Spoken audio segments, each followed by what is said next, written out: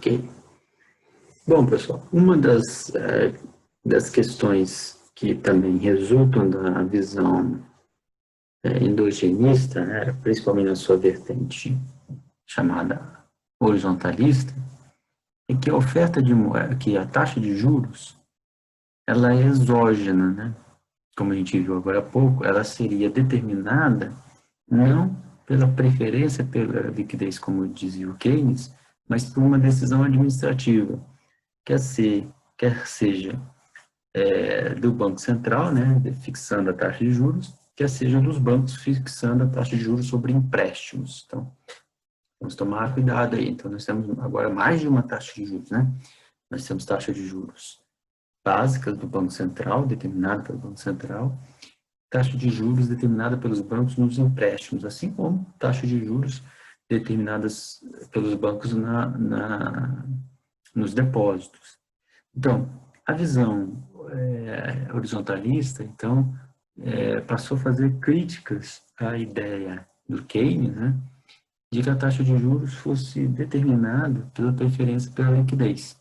Então, não seria. Ela seria determinada administrativamente pelo Banco Central.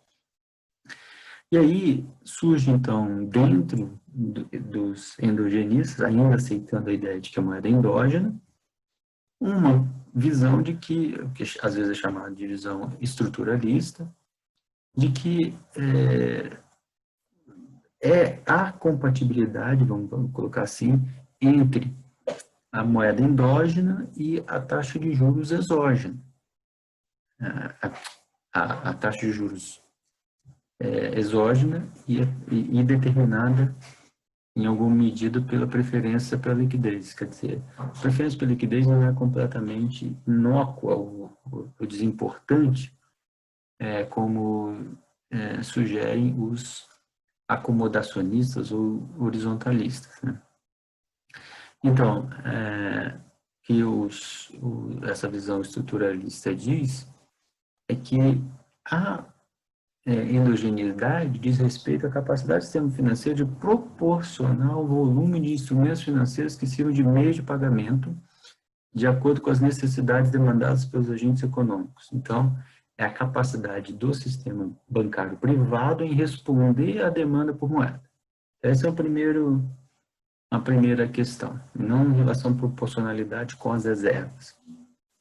Bom, mas, na medida em que os bancos precisam aumentar, né, para responder à demanda por moeda, eles precisam aumentar a oferta de moeda, eles o fazem através do que esses estruturalistas chamam de inovações financeiras.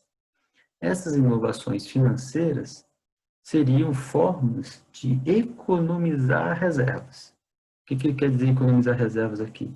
É o seguinte, seja lá qual for a política do Banco Central em termos de concessão de reservas, que é isso que eles estão dizendo, os bancos usam estratégias economizadoras de reservas no sentido de que eles vão fazer estratégias em que o Banco Central diz que precisa de ter 10% dos depósitos em reservas. Então, se for essa regra, os bancos vão fazer operações nos seus passivos, né, porque depósitos à vista são passivos dos bancos, então vão fazer operações nos seus passivos em que os bancos vão criar crédito, mas não vão criar, por exemplo, depósito à vista, vão criar outro tipo de depósitos que não exigem tantas reservas. Então, os bancos conseguem aumentar sua capacidade de criação de crédito, sem, com isso, aumentar a sua demanda por reservas. Então, eles vão economizar nas reservas. Então, em outras palavras, o mesmo volume de reservas é capaz de financiar um volume maior de crédito, né? Então, a gente vai ver mais concretamente que tipo de inovações são essas mais para frente, mas esse seria o aspecto estrutural da criação de moeda endógena. Mas, ao fazer isso, né, continua os estruturalistas, ao fazer isso, os bancos estão aumentando a sua iliquidez, né?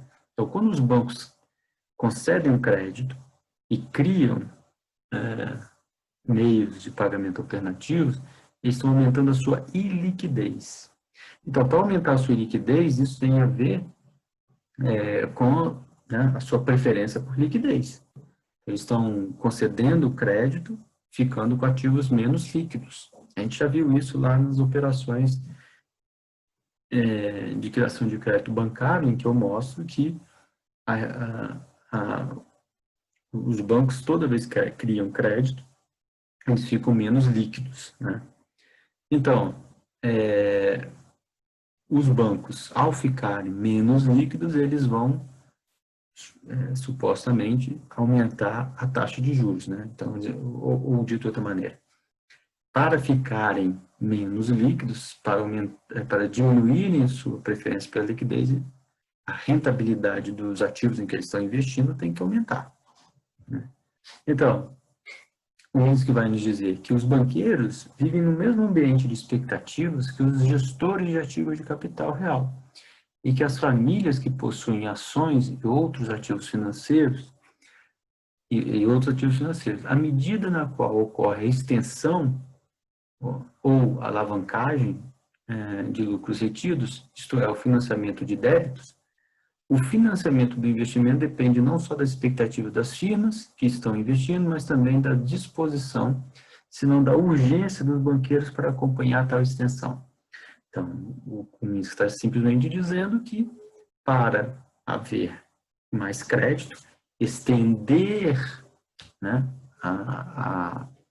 o financiamento, alavancar, né, os bancos vão ficar ilíquidos. Né, vão ficar ilíquidos. Eles têm que diminuir a sua preferência pela liquidez. Né? Já Cardim nos diz, quando os bancos criam financiamentos, eles aceitam ficar temporariamente líquidos. Né? Bancos emitem tipicamente passivos de curto prazo, tais como depósito à vista ou certificado de depósito a prazo. Quando é feito um empréstimo a uma firma investidora, o banco está assumindo uma posição especulativa, pela absorção de um ativo, um empréstimo, que, em última instância, está apoiado em um ativo ilíquido, o bem de investimento comprado pela firma, né, que é a garantia de pagamento da dívida, se caso, né, investimento não renda juros, não renda receita suficiente para pagar, então o banco pode ficar com os ativos da firma, né? Enfim, na visão estruturalista, as posições de liquidez do banco serão fundamentais para a sua disposição de conceder crédito. Dificilmente poder-se traçar uma curva horizontal de oferta de moeda. É necessário considerar as condições de preferência pela liquidez que devem se alterar ao longo do ciclo. Ou seja, aqui, a preferência pela liquidez se apresenta na disposição dos bancos em conceder crédito. Não mais alterando a taxa de juros, mas na disposição de conceder crédito. Ok? Então, ao longo do ciclo, é dizer o seguinte, se a economia está crescendo, é claro que os bancos vão preferir ficar menos líquidos, vão preferir aumentar o crédito da economia, porque se a economia está crescendo, está mais fácil das empresas e das famílias que tomam crédito pagar o crédito de volta com juros. Quando a economia, então, os bancos estão dispostos a conceder crédito.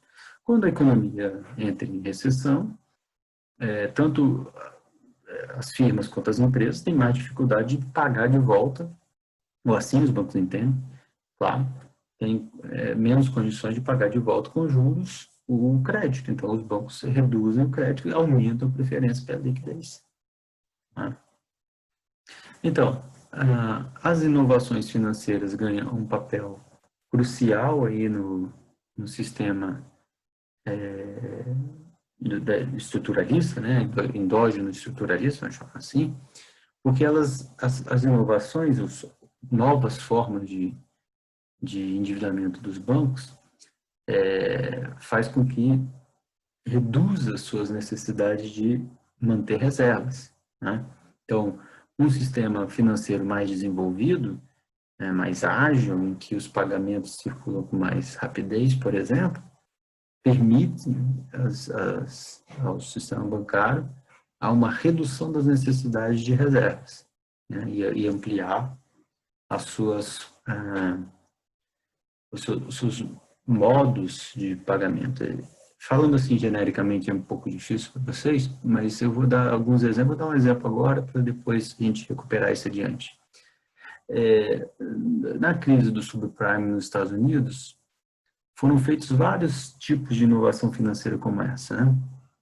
Os bancos abriam crédito para clientes, transformavam esses créditos em ativos renegociáveis e vendiam isso no mercado secundário de dívidas imobiliárias.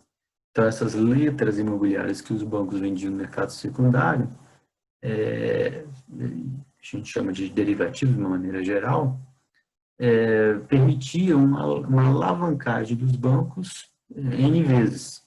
Então, os bancos podiam repetir créditos a todo tipo de cliente e transformava esse crédito em ativos, em títulos que eles podiam renegociar no mercado secundário. Então, eles se livravam daquele crédito, vendiam no mercado secundário e recuperavam recursos que eles podiam reaplicar, mas o mais importante é que eles economizavam no uso de reservas. Tá? Então,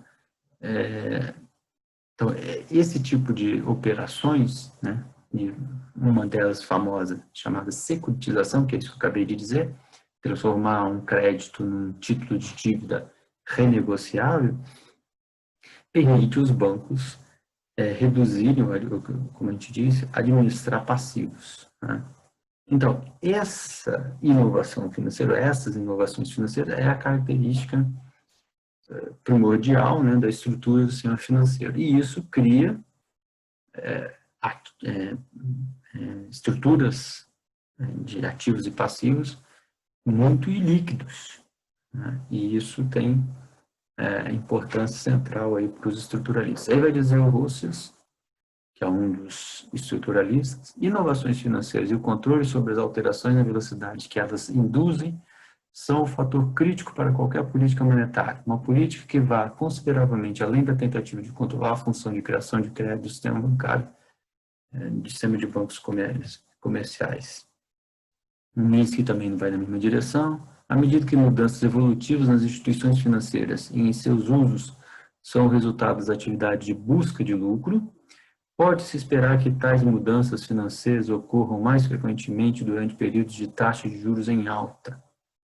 Elas funcionam como um sinal para os profissionais do mercado de moeda procurar maneiras de utilizar a capacidade de empréstimo disponível mais eficientemente. Ou seja, administrar passivos, reduzir as necessidades de reservas, criar novos modos, novas maneiras de pagamentos, nosso meio de pagamentos.